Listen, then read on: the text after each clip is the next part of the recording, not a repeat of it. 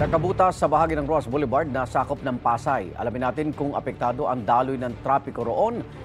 Ngayong Lunes, may unang balita live si Bam Alegre. Bam!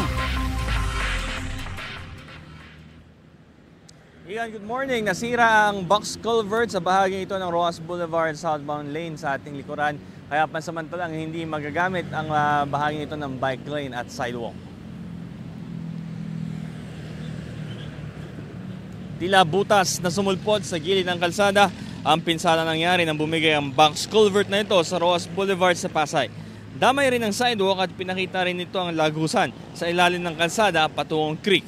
Tinakpan muna ng MMDA ang nasirang box culvert at pinaligiran ng orange plastic barrier para hindi makatisgrasya ng mga motorista.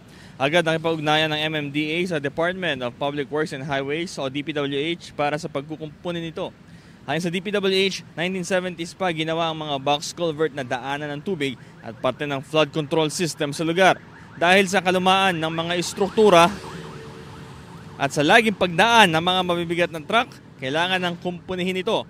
Sa katunayan, noong January 2022, may nasira na ring box culvert dito rin sa lugar ng Ross Boulevard southbound na bahagi naman yan sa tapat yan ng Libertad Pumping Station. Isinara ito sa loob ng 6 na buwan para kumpunihin.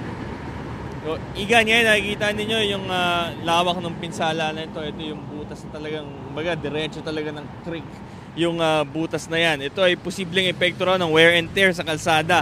Ayon sa MMDA, lalo na sa kanilang tala, halos 2,000 cargo truck at mga trailer ang dumadaan sa bahagi ito ng Ross Boulevard kada araw. Ito ang unang balita mula rito sa Pasay, Bam Alegre, para sa GMA Integrated News. Igan, mauna ka sa mga balita, mag-subscribe na sa GMA Integrated News sa YouTube para sa iba't ibang ulat sa ating bansa.